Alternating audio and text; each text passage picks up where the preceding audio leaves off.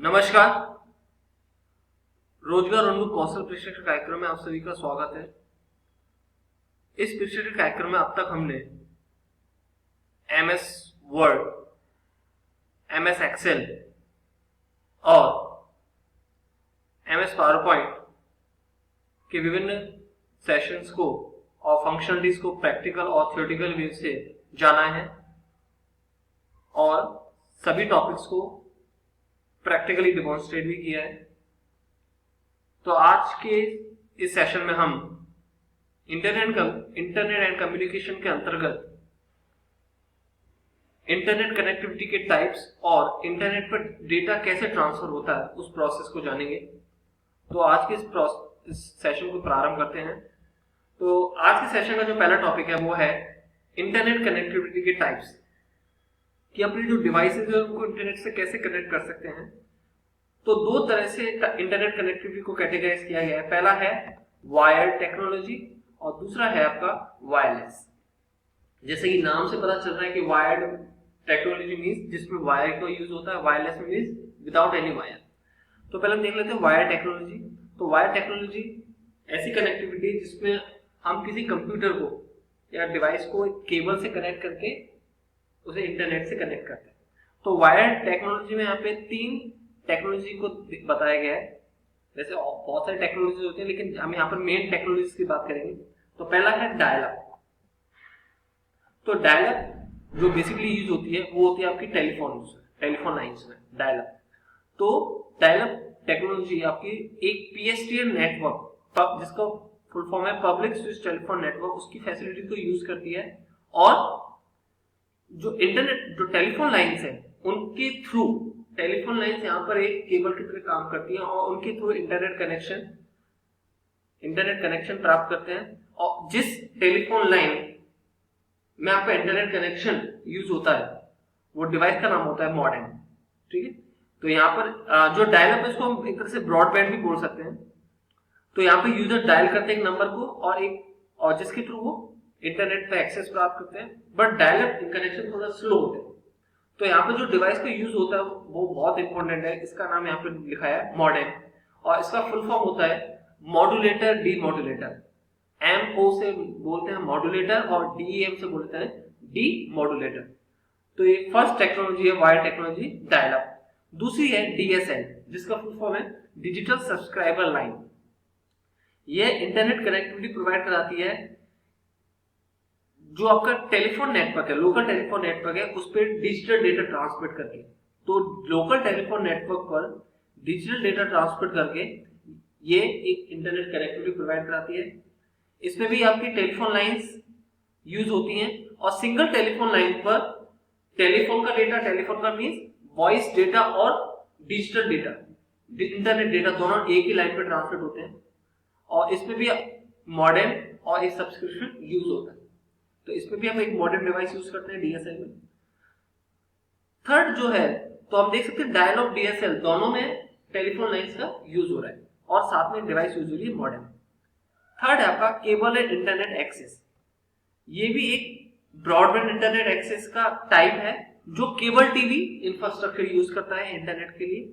और यहाँ पर केबल टीवी नेटवर्क, जो केबल टीवी जिससे हम एक सैटेलाइट जो टीवी देखते हैं, तो केबल टीवी के जो नेटवर्क्स हैं उनके थ्रू यहाँ पर इंटरनेट कनेक्टिविटी प्राप्त की जाती है। तो ये वायर टेक्नोलॉजी के तीन बेसिकली फॉर्म्स थे। नेक्स्ट चलते हैं हम। यहाँ पर आप देख सकते हैं वायर टेक्नोलॉजी का एक तरह से यहाँ पर आप देख सकते हैं मेरा डिवाइस है, इसको एक और यहाँ पे देख सकते हैं टेलीफोन लाइन को यहाँ पे ये मॉडेम से कनेक्ट किया गया है। ये मॉडेम आपको और यहाँ पे स्विच दिया गया और यहाँ पे राउटर दिया गया है, राउटर से जिससे आपका डेटा ट्रांसफर हो सके। तो इस तरह से एक पर्टिकुलर वायर टेक्नोलॉजी को इंप्लीमेंट किया गया है, आप देख सकते हैं यहाँ पे। ठीक है। तो ये वायर टेक्नोलॉजी का एक सेटअप किया हुआ है यहाँ पर। आगे चलते हैं। नेक्स्ट है वायरलेस टेक्नोलॉजी। वायरलेस टेक्नोलॉजी जैसे नाम सजेस्ट कर रहा है कि जिसमें वायर या कोई केबल का उपयोग नहीं होता है। तो वायरलेस टेक्नोलॉजी यहाँ पे हम दो फॉर्म्स पढ़ेंगे। पहला है 3G जिसको अब आजकल 4G भी चल रहा है और कई टेलीकॉम कंपनी 5G भी क्लेम कर रही है कि हमने 5G कर दिया है। तो जैसे 3G है, 3G का means third generation, 4G means fourth generation, 5G means fifth generation. तो 3G मीन्स थर्ड जनरेशन। यह एक स्टैंडर्ड्स का सेट है मोबाइल डिवाइसेस के लिए और मोबाइल टेलीकम्युनिकेशन नेटवर्क्स के लिए। जैसे 3G 4G 5G, तो ये बेसिकली किन के लिए? Mobile networks, mobile communication networks के लिए एक स्टैंडर्ड है। ये भी आपका फोन और डिपेंड करता है कि आपका नेटवर्क यदि 3G है तो जरूरी है आपका फोन सपोर्ट करे। पहले ये भी जरूरी है कि नेटवर्क के साथ आपका फोन भी वो जनरेशन सपोर्ट करनी चाहिए। तो यदि आपका फोन सपोर्ट करता है 3G, तो एक high speed internet connectivity access की जा सकती है इसके सब्सक्रिप्शन के थ्रू। तो आजकल जैसे 4G चल रहा है, तो आपका जरूरी है कि आपका मोबाइल ये भी जरूरी है कि 4G सपोर्ट करना चाहिए। ऐसा नहीं है आपने जैसे सिम लगा दी 4G तो आपका मोबाइल आप 4G इंटरनेट एक्सेस कर सकते हैं, नहीं। आपका उस मोबाइल, आपका जो हैंडसेट है मोबाइल, वो 4G सपोर्ट करना चाहिए। तो आप जैसे हम देखते हैं 2 स्लॉट्स डालते हैं, जैसे 2 स्लॉट्स के मोबाइल आते हैं 2 सिम के, तो एक जैसे 4G सपोर्ट होता है और दूसरा होता है 3G सपोर्ट, ठीक है। तो ऐसा भी होना चाहिए। तो पहले वो उस चीज के लिए आपका मोबाइल वो 4G या 3G सपोर्ट करे, और यदि आपका सपोर्ट करता है तो आप हाई स्पीड इंटरनेट एक्सेस कर सकते हैं। दूसरा जो बहुत पॉपुलर वायरलेस टेक्नोलॉजी है वो है वाईफाई। इसका फुल फॉर्म है वायरलेस फिडेलिटी। अगेन हम इसका फुल फॉर्म बता रहा हूँ, वायरलेस फिडेलिटी। एक ये बहुत पॉपुलर टेक्नोलॉजी है, वाईफाई तो सभी यूज करते हैं हॉटस्पॉट्स के थ्रू, जिसमें डेटा ट्रांसफर होता है वायरलेस विदाउट वायर नेटवर्क के थ्रू। वायरलेस का फुल फॉर्म बताया है वायरलेस फिडेलिटी। और यहाँ पर एक एक्सेस पॉइंट, एक डिवाइस के थ्रू नेटवर्क फॉर्म होता है जिसको बोलते हैं वायरलेस एक्सेस पॉइंट वैक, ठीक है। और ये बहुत बेनिफिशियल है क्योंकि इसमें कोई वायर का, और ये बहुत कॉस्ट इफेक्टिव भी है क्योंकि इसमें वायर्स का उपयोग नहीं होता है। और इसमें क्योंकि और इस पे आप हॉटस्पॉट बन जाते हैं तो उसमें विदाउट एनी वाईफाई बहुत सारे डिवाइसेस कनेक्ट कर सकते हैं। एक सिंगल वाईफाई से आप बहुत सारे डिवाइसेस कनेक्ट कर सकते हैं, जबकि केबल वाले में आपको हर किसी में आपको एक केबल कनेक्ट करनी पड़ेगी। तो देखा जाए तो वाईफाई वायरलेस टेक्नोलॉजी एक कॉस्ट इफेक्टिव है और मेंटेनेंस कॉस्ट भी देख सकते थोड़ा कम रहता है as compare to wired technology. आगे चलते हैं और आप देख सकते हैं यहाँ पर एक पिक्चर दिखाया गया है जिसमें वाईफाई सिग्नल और बहुत सारे डिवाइसेस, एक और एक राउटर है। वायरलेस जब वाईफाई कनेक्ट होता है उसके लिए कौन सी डिवाइस यूज करते हैं? राउटर, ठीक है। तो देखिए राउटर यहाँ पे जोड़ा गया है। यहाँ पे देखिए वाईफाई सिग्नल से बहुत सारे डिवाइसेस एक साथ कनेक्ट की जा सकती है। आगे चलते हैं। तो आज के सेशन का जो लास्ट टॉपिक है वो है कि इंटरनेट पर डेटा ट्रांसफर, जब हम डेटा कोई सेंड करते हैं या जीमेल पर कोई फाइल सेंड कर रहे हैं, कुछ टेक्स्ट सेंड कर रहे हैं, तो इंटरनेट पर जो डेटा, जो डिजिटल डेटा बोलते हैं वो कैसे ट्रांसफर होता है, उसका प्रोसेस क्या है। तो ये कुछ स्टेप्स है, इनमें हमको प्रोसेस दिया गया है, तो इसको हर स्टेप को वन बाय वन पढ़ते हैं। पहला क्या होता है, जब जो भी डेटा सेंड किया जाता है उस डेटा को कुछ फिक्स साइज के पीसेस में तोड़ा जाता है, ब्रोक किया जाता है। ब्रोकर मींस तोड़ा जाता है, और हर साइज के पीस को बोलते हैं पैकेट। तो जैसे कि आप एक कोई फाइल भेज रहे हैं 1 KB की, तो पहले सिस्टम क्या करेगा, ऑटोमेटिकली उसको कुछ फिक्स साइज के पैकेट्स में, जैसे सपोज कर दिया 10 साइज के पैकेट्स हो गए, ठीक है। तो 10 साइज के हो गए तो 1 KB में जैसे आपका 1024, यदि बाइट्स की बात करें तो 1 KB में 1024 बाइट्स, तो 1024 बाइट को फिक्स साइज के पैकेट्स में, जैसे 10 पैकेट्स हैं तो हर जैसे 102 KB के 102 बाइट्स के सब पैकेट फिक्स हो गए, पीसेस हो गए, उनको बोलते हैं हम पैकेट्स।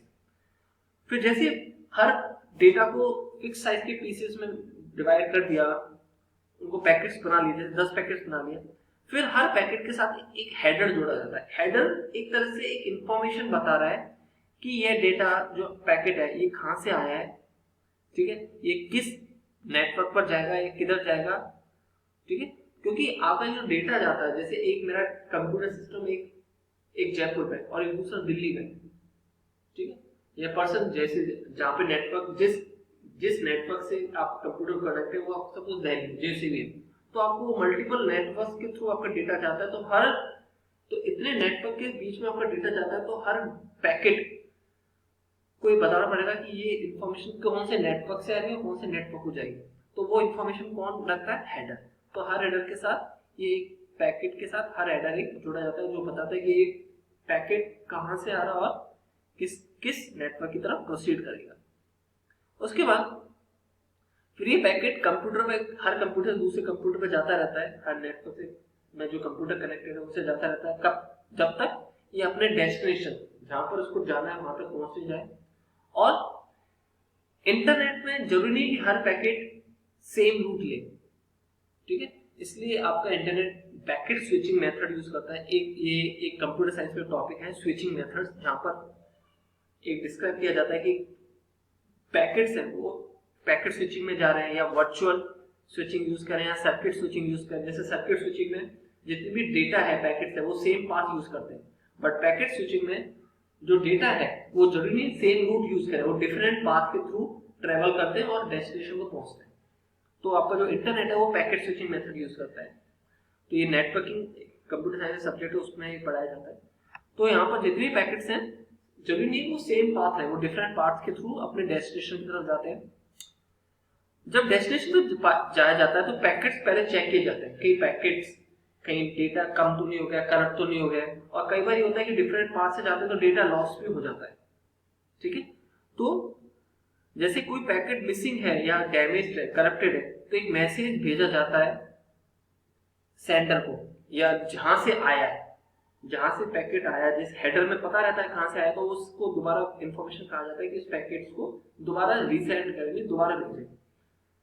और जब तक, और ये मैसेज कब तक चलता रहेगा, जब तक कि सभी पैकेट्स विदाउट एनी लॉस पहुंच जाए। इंटैक्ट मींस पूरे सुरक्षित और सही सलामत और पूरे डेटा के साथ वो सब पैकेट्स पहुंच जाते हैं। तो ये जब तक ये पहुंचते नहीं तो ये प्रोसेस चलता रहता है। और ये और बात है कि जब पैकेट्स डिवाइड होते हैं तो हर पैकेट्स को नंबरिंग दिया जाता है 1 2 3 4, जिससे कि जैसे कोई पैकेट है डिफरेंट रूट ले रहे हो, जैसे पैकेट 10 पैकेट है, पैकेट नंबर 2 पहले पहुंच गया, उसके बाद पैकेट नंबर 3 आ रहा है, 4 आ रहा है, फिर बाद में पैकेट नंबर 1 आया है, फिर सपोज पैकेट नंबर 5 लॉस्ट हो गया है या डैमेज हो गया है। तो इस तरह से नंबरिंग किया जाता है जिससे कि जब डेस्टिनेशन पर जब सब पैकेट्स एक साथ आ जाए तो उनको एक ऑर्डर में असेंबल किया जा सके। अब ऐसा नहीं कि दो पैकेट नई नंबरिंग नहीं होगा तो पता नहीं चलेगा कौन सा पैकेट किस पहले आया कौन, और कैसे असेंबल कैसे जोड़ा जाए, क्योंकि पहले यदि ग्रो किया गया तो उसको जोड़ा भी जाएगा लास्ट में। तो इसलिए उन पैकेट्स पे नंबरिंग की जाती है जिससे वो आखिरी में बात सही ऑर्डर में जोड़ा जाए और फिर उसको डेस्टिनेशन के सिस्टम पे भेजा जाता है। तो फिर फाइनली पैकेट्स को रीअसेंबल मींस जोड़ा जाता है उसके ओरिजिनल फॉर्म में। और कैसे जोड़ते हैं, नंबरिंग के थ्रू। तो नंबरिंग एक बहुत इंपॉर्टेंट फेज होता है जब डेटा ट्रांसफर किया जाता है। और ये जो जितना भी पूरा प्रोसेस है ये पूरा प्रोसेसिंग सेकंड्स में किया जाता है। कभी भी आप देखते हैं जीमेल पर डेटा सेंड करते हैं तो आप देखिएगा विद इन अ सेकंड्स, आप देख सकते हैं 2 या 4 सेकंड्स में, means with in a seconds में बहुत स्पीड में ये पूरा डेटा ट्रांसफर प्रोसेस अकर होता है इंटरनेट पर। तो आई होप आपको आज का ये सेशन इंटरेस्टिंग लगा होगा और समझ में आया होगा। और इस इंटरनेट कम्युनिकेशन के नेक्स्ट सेशन में हम जानेंगे कि इंस्टेंट मैसेजिंग क्या है, उसके टाइप्स क्या है और इंटरनेट सिक्योरिटी क्या है। क्योंकि इंटरनेट सिक्योरिटी बहुत इंपॉर्टेंट टॉपिक है आज के, क्योंकि आज का जितना भी काम ऑनलाइन हो गया तो एक जरूरी है कि हमारा पूरा डेटा वो सेफ रहे, सिक्योर रहे। तो नेक्स्ट सेशन में हम जानेंगे कि इंटरनेट सिक्योरिटी क्या है। तो आज में बस इतना ही, धन्यवाद।